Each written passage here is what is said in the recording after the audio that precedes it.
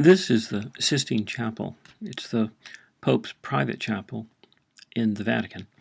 And it's just the way it looks today with the frescoes by Michelangelo on the ceiling. And we'll be getting to those when we do the High Renaissance.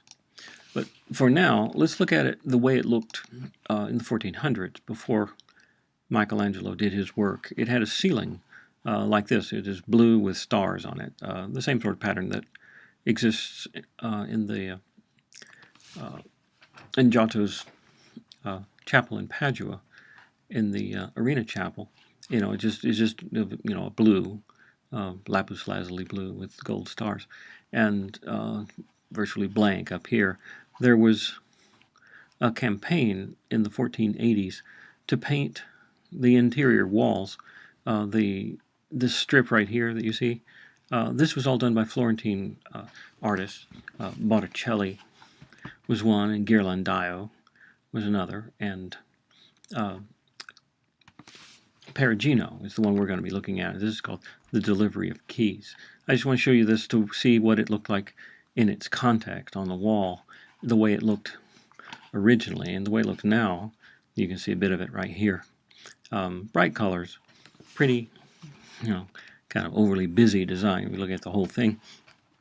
But let's look at the painting by itself. We'll zoom out. You can see the whole thing.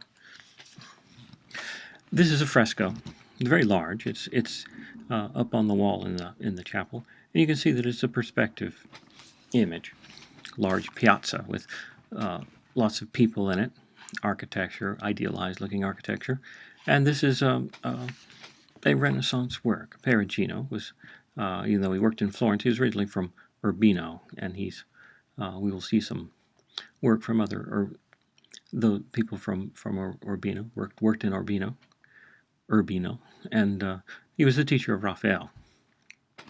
This figure down here is a self-portrait of Perugino. Now, when you look at this and see that it's a perspective picture, there's a tension going on between two different things that perspective does. One is giving the illusion of depth, as if the picture were some sort of window and we're looking through glass at a large landscape that goes deep into the world. That the surface of the wall is not there. That would be an illusion, and the illusion of that is not particularly strong in this picture. And one of the reasons for this is the perspective itself, the system that creates this organization of space where everything is seen from one point of view, in addition to giving us the illusion of depth. It also takes away the illusion of depth. It is a way of organizing a picture in such a way that there is no depth, or at least that you could be read as a surface pattern. To show that, look at the picture this way. There is this horizontal line. This is the horizon line. And there's another line right here, the tops of all these heads. Notice that the distance from the top of the picture to this line is about the same distance as it is from the top of these heads down to the bottom. So that there's a symmetrical path down the middle. Notice that all of the figures in the front are all the same size, going like a frieze across the whole picture. And there's another frieze of another size set of people going along here. And notice that the artist has made sure that there's very little, almost none at all, overlapping between the two. Now, if the artist had wanted to create the illusion of a lot of depth, like a great big piazza filled with people, he could have taken all these people and sort of spread them out sort of more or less evenly over the whole space, so that the people in the front, overlap the people behind, so that you have a measured distance going all the way back to the back.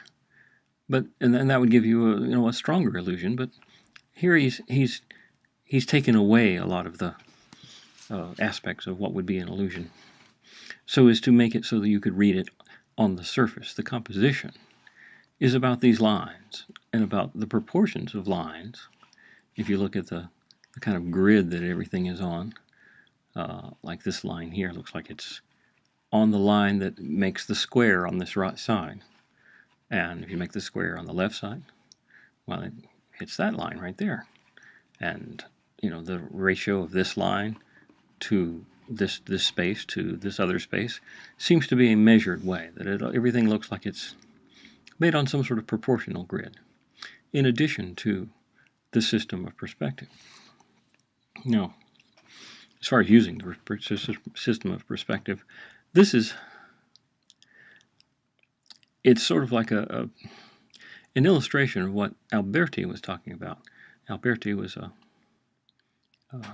humanist. He was an artist, an architect, and he wrote treatises, one on painting, another on architecture. And the one on painting, he was one of the first to describe how to use perspective and what it was and what it does and just how do you do it. And the way he described it, he said you start out with, you draw evenly spaced marks on the bottom, and you draw straight lines from there to a vanishing point. And this Perugino is done just according to the plan. It gives you a gridded floor upon which to put a drama, to put your figures on. He also has figures all looking very neoclassical in their pose with the poses are all the classic contrapposto that you see in most Greek statues. And they're all large modeled figures, just like Giotto would, though a little more advanced in terms of proportion and the detail of the drapery. Each one is seen from a different point of view, and so as to create as much variety as possible, though they all fit within the same scheme or program of this frieze across the surface, similar to the figures are in the Areopagus, a Roman work Roman relief that was still extant at this time. He also, Alberti that is, wrote about this type of building. It's an idealized church. For some reason, the Italians of the Renaissance thought, when they thought about architecture or ecclesiastical architecture, they got this notion that the best church that you could have would be one that is centrally planned, that is, it's radially symmetrical. It fits onto a square or circle or octagon in this case. And the reason that is that it's just that symmetry is the thing that they were after, not ecclesiastical propriety or practicality. Most churches are longitudinal for the reason of the liturgy. They have processions down the middle towards a goal of the altar, and that makes sense in the church. And most churches are made that way for that reason. A few were made like this, but not very many, and it's difficult to use a church like this. But for some reason, Alberti described this as the ideal. And when Perugino wanted to illustrate this story in an ideal space, he uses Albertian perspective, he uses Albertian architecture. He also has classical architecture references. Both of these are modeled after the Arch of Constantine in Rome. And, these poses and the garment, everything is what they imagine to be neoclassical things. Though some of the garments you can see, like Christ and the saints in the middle area, they all appear to be toga wearing. And as you get further to the outside, you start seeing contemporary clothing and hats and the sort of thing that Florentines would be familiar with as contemporary costumes. Now, this is an important piece for the papacy, because in the Sistine Chapel, the Pope's private chapel, he's using this as a kind of a propaganda, as a way to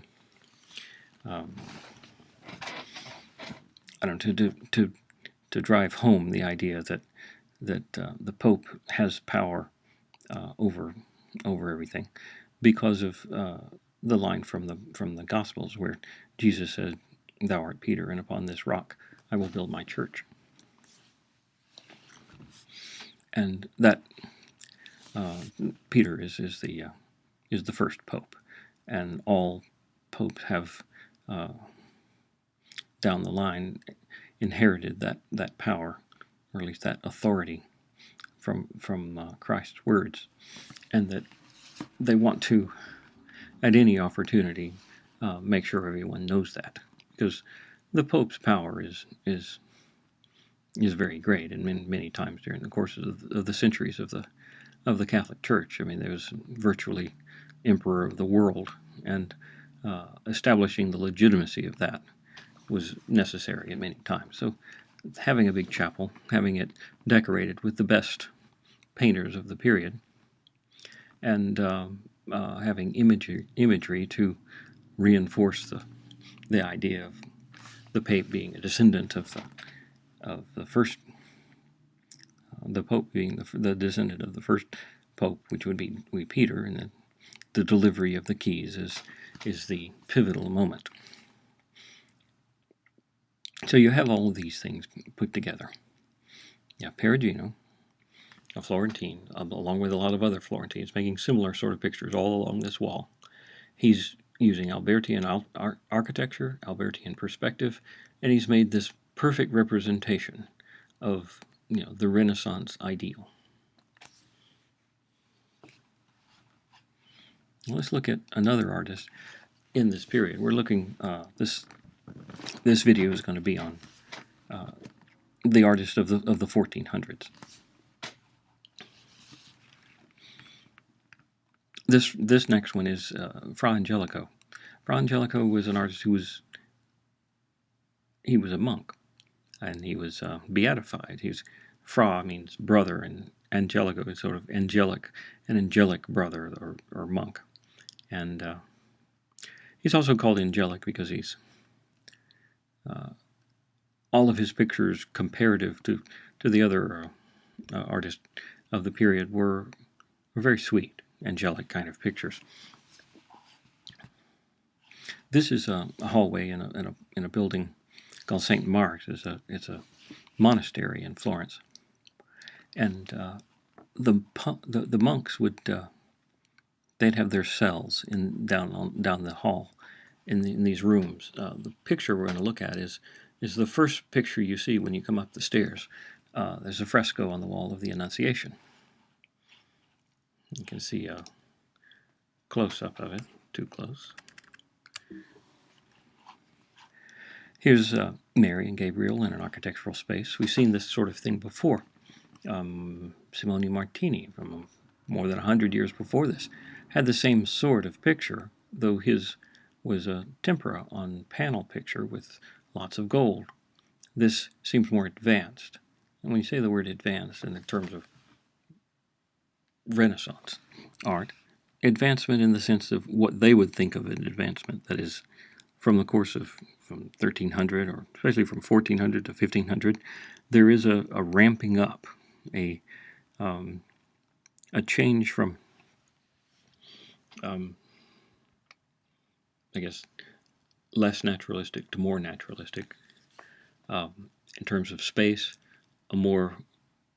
a progression towards refining space and the technique of representing space in such a way as to make it more believable, more realistic or naturalistic space, and also increase in idealism.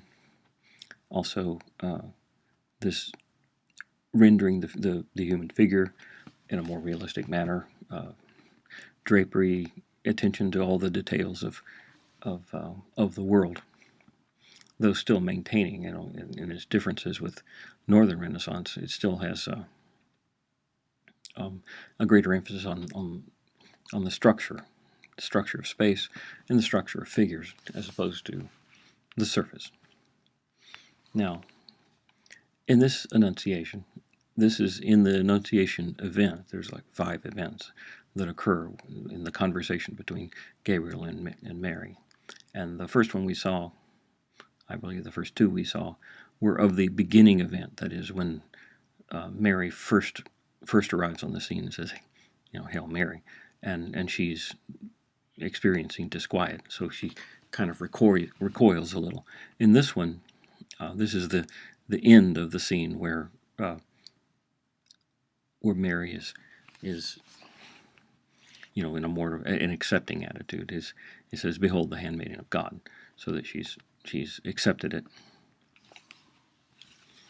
So apart from that, it is the angel is in the same position, kind of a sort of a kneeling position, and you see that the wings, and you see the halos. And in this case, the halos are perfectly circular on a circle, drawn with a compass around the head. We take a quick look back. Didn't mention this before, but if you look at the halos that Perugino has, his are in perspective, and they're rings with little dots of gold on them.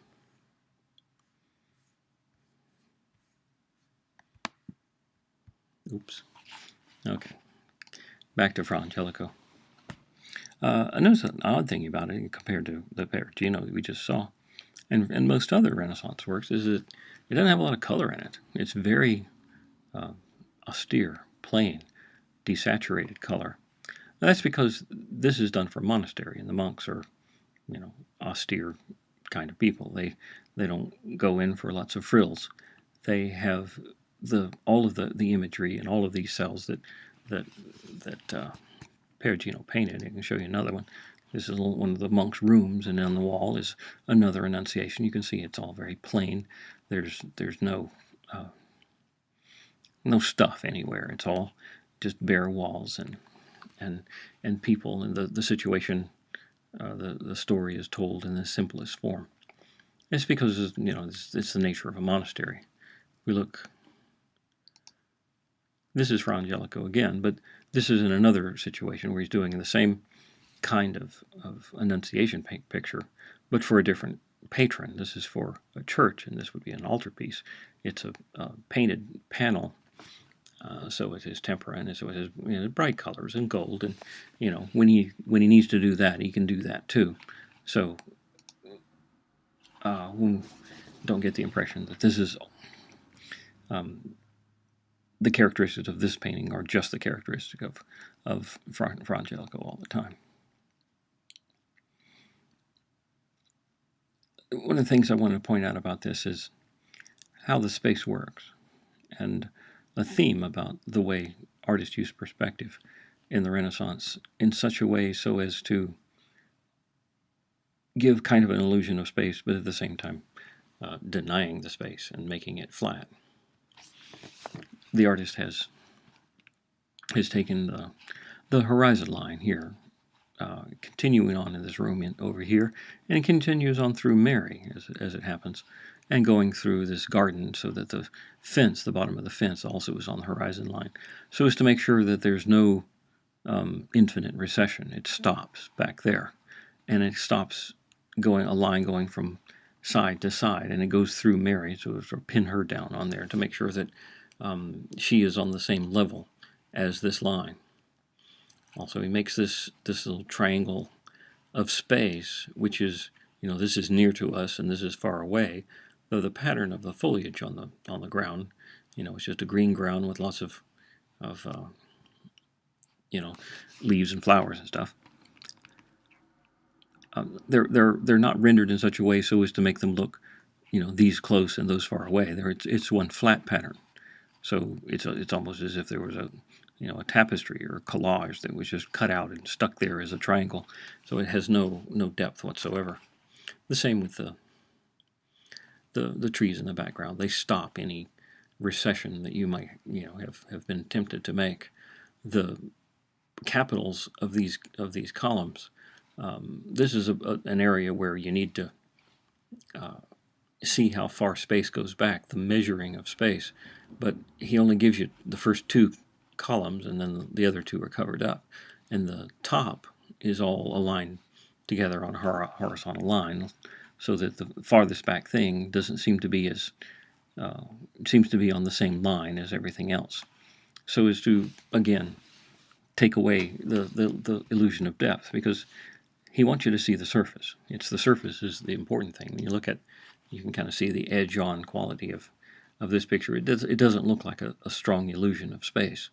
that you're looking into a window. It looks like a flat composition where you have rectangles with a semicircular tops, and those semicircular tops give these spaces, each one a composition, the figure a composition to be in and to be on the surface in.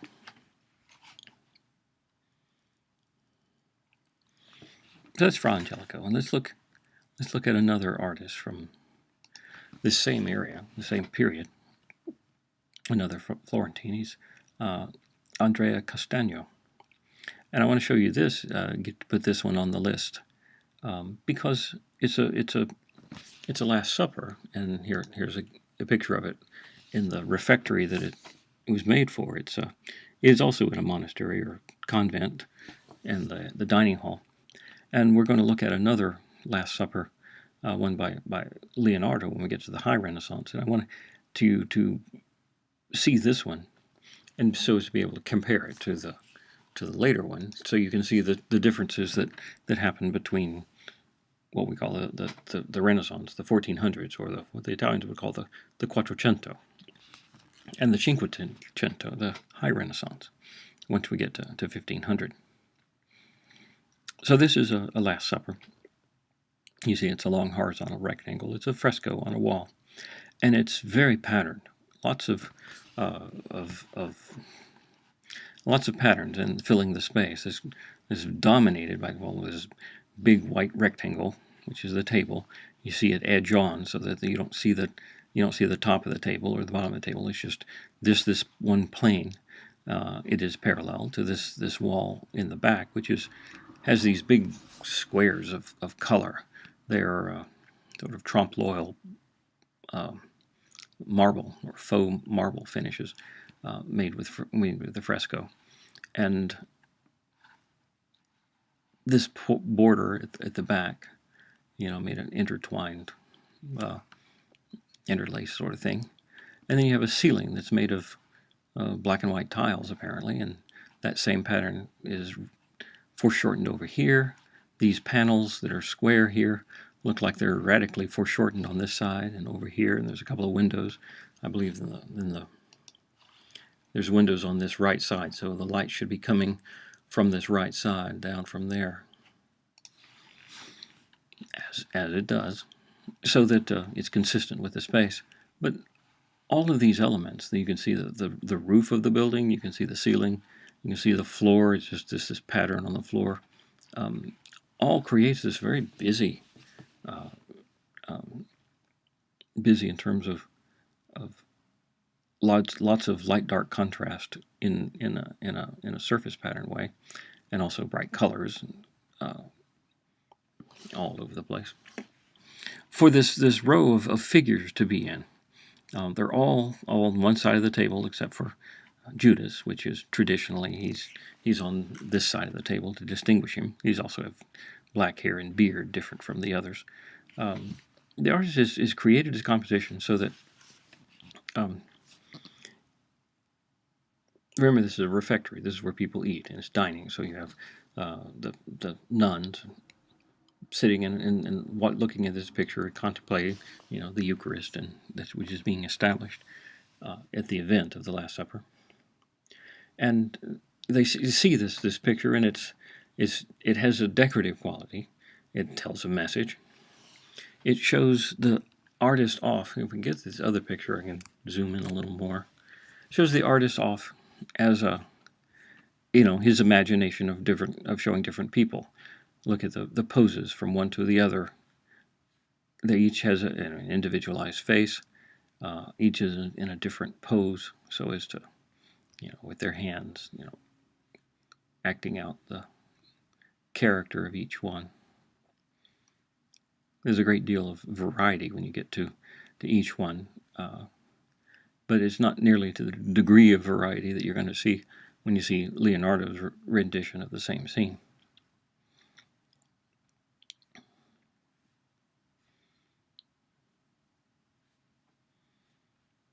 He's got the names.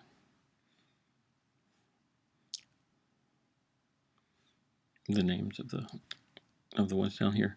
Look, this pattern here, This is a gridded floor seen on the bias, that is the diagonal, seen in such radical foreshortening that it just becomes this look. It's as if you're looking at diamond shapes that are squished together so narrowly that they just become these horizontal patterns. I don't know why the patterns are so loud and so. Uh, I mean, it's just a feature of Castagno and his particular style, and I guess it's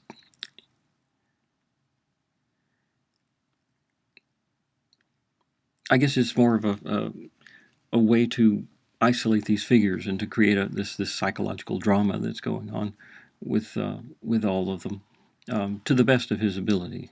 You think, as I was saying about the progress that occurred in this century, this is more progressive, I guess you could say, than say Masaccio.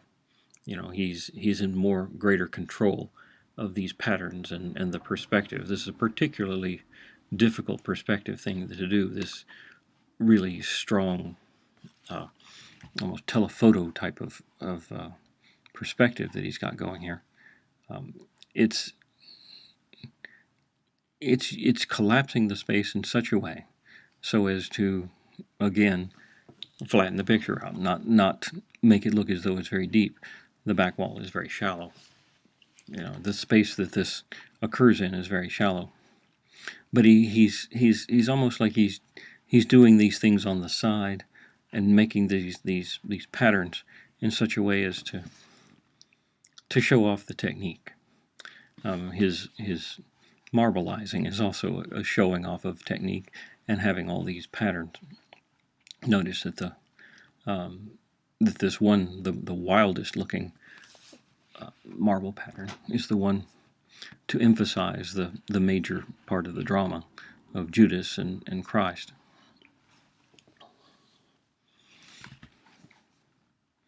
So that's Andrea Castagno. Let's go to the next artist, is Piero della Francesca.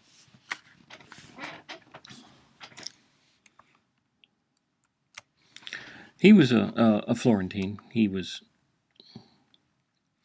from a very small town nearby called Borgo San Sepolcro.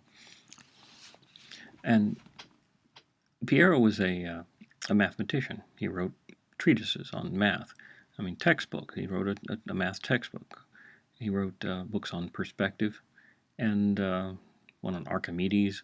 You can look him up. And there's facsimile editions of these things. You can see all the stuff he got into. He was, you know, I guess you could think of as sort of a mathematical genius. His paintings have this look as though a mathematician made them. They're very intellectual. Look real close, you can see that everything is precise, hard edges, and you'll see this. He has these faces that look like they're made according to some mathematical principle. He has in his treatise on perspective. He shows how faces can be. I mean, the whole heads of human heads can be seen from different points of view. And here he's illustrating. He has figures in profile and then at different, seen from different angles, and it looks like this is an illustration of that exercise. Zoom out a little. This is the baptism of Christ, and you see Christ in the middle here with John the Baptist holding a dish of water, and he's pouring water over the head of Christ, and the dove of the Holy Spirit is right above. You notice that there's kind of a vertical axis, and everything's sort of lining on the vertical axis. Go back out again, and you can see it goes down the center of this arch, down Christ's legs, so as to make a symmetrical kind of composition, at least with regards to Christ's figure and these elements right here. There's an arch, like a semicircular arch up here. You notice that the line at the bottom of the arch goes through the bird, and several lines go through, like these lines of these waistbands go through And say if you continue the arch, it goes through the arm here and through the bottom, or the top of the loincloth. Right there, you can see that there's all sorts of geometrical compositional elements that align with stuff all over the place. Repetition of this columnar tree here with the Christ's legs and John's legs and these angels' legs, so as to make a rhythm going across the surface. This little dip here reflects the dip over here. There seems to be a lot going on as far as sort of intellectual compositional tricks, though there is a difference from other artists in just how he renders form. Look at the lighting and how the strength of the light dark that you would expect. It seems to be a very narrow range between the lightest and the darkest part of this figure, and especially when you think of it in terms of it's broad daylight, and there should be dark shadows where there are very light shadows here, so that the figure looks made of ivory almost. It's a very well proportioned figure, and you look at the feet; they seem to be meticulously rendered so as to be seen in perspective, and the foreshortening of it is accurate. See all the different feet seen from different points of view. So he's making what you think of as sort of like an intellectual game of out of forms in space. There's also another thing, an intellectual thing, I would say. He has observed that when you look at water, that the top of the water at a certain angle becomes like a mirror. This is water reflecting the landscape in the background. But when you look at it from this angle, you see through it to the stones on the bottom of the river, though the transition from one to the other seems a little abrupt from what you would see in nature. There's this little tiny line right there. You can't hardly see it. That's the edge. This is the surface of the water that Christ's feet are in. So even though this is a very artificial river, kind of like a stage set prop of a river, or a toy river, but this visual phenomenon of the way you see reflections and refraction of light seems to be something that he knows about, but he hasn't actually observed very much. If you go back to this picture we'd seen before of an artist in the north, Wheat, and his where he looked at the phenomenon and is able to accurately render the details that you see in nature. You look straight down into the water, you see the bottom at a certain angle, but it gradually changes so that you can see reflections further away at a different angle, and the refraction of light through water. This is observed. This is almost like a tour de force example of that observational detail. When you look back at Piero, it seems to lose in the comparison, in the sense that he hasn't accurately represented that visual phenomenon, to the same degree that the other artist did. But when you look at the world that he's created, it's a much more real world in terms of objects in space and their relationship in space and their relationship to the composition. It's a completely different way of looking at the world and conceiving of painting this as opposed to this.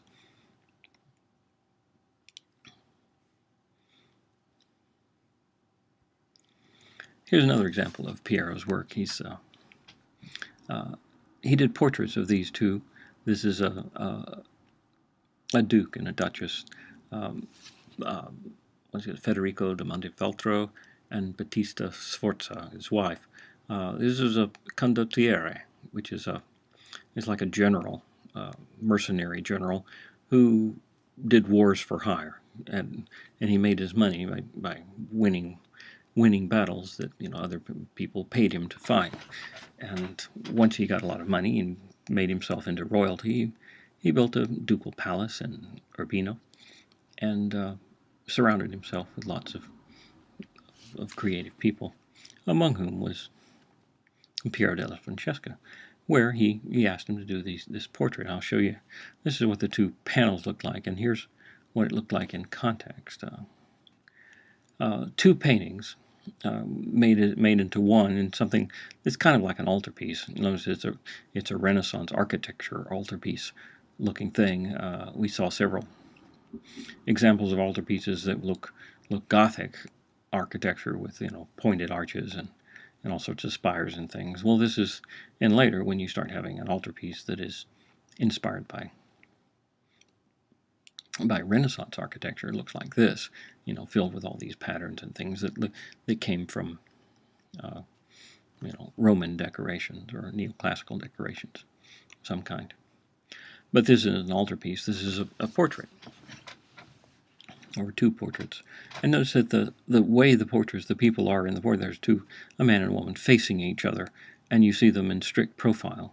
The reason for that is because these are royalty. They want to be seen like the emperors of Rome, which would be depicted on coins or medallions, where you see them in profile. It is the upper class way of representing a person as a portrait. Now, there's another reason: is this man, this Duke, Federico, he had lost an eye in a jousting tournament, and part of his nose, you can see, is kind of weird. Seeing him from this angle, so makes him look better than he would be if you saw him from the front, I suppose. So that's another reason for it. But it's a way. I mean, talking about portraits, there were portraits in the Renaissance that were more naturalistic and face forward kind of portraits, but they weren't a naturalistic kind of portrait would be something that was for the lower classes, I guess you could say. If an upper class person wants to look more like like a Roman. Look up close, and you can see that here's an early example of influence from the northern artists. This is a Flemish-looking background, and the description of these jewels. I have a closer-up picture here. These jewels. Wow, this looks like a northern artist painted it. There's the representation of patterns and stuff, and also perspective. Look at this perspective. It's very, it's atmospheric perspective, so things get bluer and hazier in the background. That's a Flemish thing. This is kind of like the Ghent altarpiece has this sort of thing, and it also has these kinds of jewels.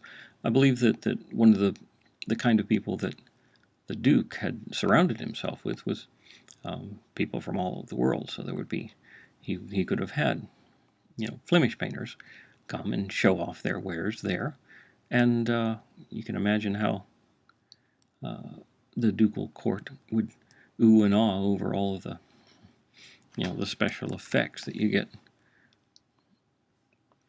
with these northern artists that you didn't have with the Florentines. So this was an example of a Florentine trying to be like those northern artists and getting some of their detail. But look, the overall appearance. Let me zoom out. The overall appearance, looking at this strict profile, this clear blue sky, and the sharpness of everything in the foreground, all seems to be a Piero kind of thing, kind of like this picture. It's just when you get to the background and looking at the level of detail that you start seeing the Flemish influence. I can show you real quick a couple examples of Piero's other works, where you can see how he was almost obsessed with the perspective and the accuracy of things. That is the architectural details much more so than the figures. The figures don't work out just right. There's some little oddness about figures in terms of a little bit of accuracy. You can tell where they are in space clearly, but they don't have the. It's like he wasn't as interested in them as he was in the architecture and the geometric stuff, because of course he was a mathematician. Again, and the same sort of thing is illustrated in this painting, an altarpiece. We can see this barrel vault similar to what Masaccio did in the Trinity fresco, but you see it much more accurately depicted here in terms of light and dark and the clarity of the geometry, and the perspective is just overwhelming compared to Masaccio's. When you get to the figures, though, they have a stylization to them that is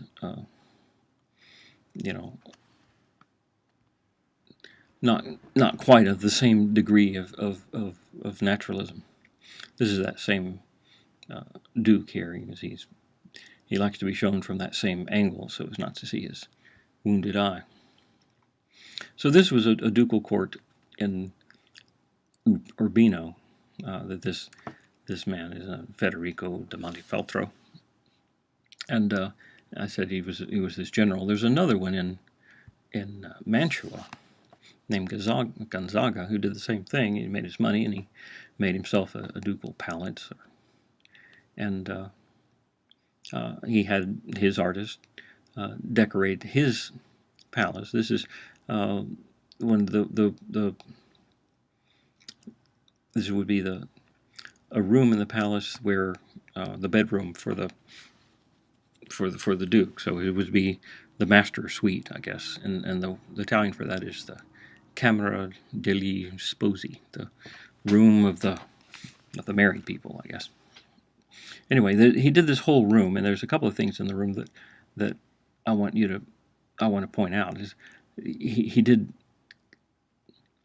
made it illusionistic architecture, for one, and he made it look as if it was Roman. All these decorations are neoclassical.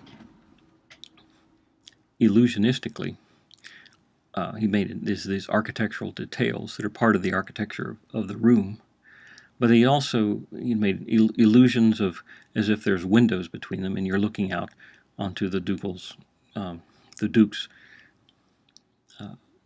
the outside of his house and the family of the Duke, and doing the sort of things they do in everyday life. We're going to be focusing on one of the pictures, which is this one, this wall, especially this picture of the Duke and his son returning. He's a cardinal of some sort, and his family all around him in a landscape. You can see in this picture, more of the landscape and more of the details of the world that he's created. Notice that the illusion is such that this architecture is painted architecture. Is supposed to be real, and then he has what looks like curtains. There's a curtain rod right here. Curtains that are being pulled back so as to reveal, something you wouldn't normally see. And you're looking outside into the landscape, which looks kind of like Mantua back there. Here's the Duke. And again, this is another artist sort of like Piero in that things are kind of stiff, cold, hard-edged, but accurate in terms of space and representing the figure. One of the innovations, though, that Mantegna, I don't know if I mentioned the name of the artist, is Andrea Mantegna in the town of Mantua. Innovations that he had is going to be very influential when we get to the future, in the Baroque, is this. This is the ceiling of that room, and it's an illusionistic representation of the sky, looking through a hole in the ceiling at the sky. And he's done a marvelous job of creating this illusion using perspective. As far as I know, no one else ever had done this. Just the idea of having a painting on the ceiling so that that the illusion is that you're looking, that the ceiling isn't there.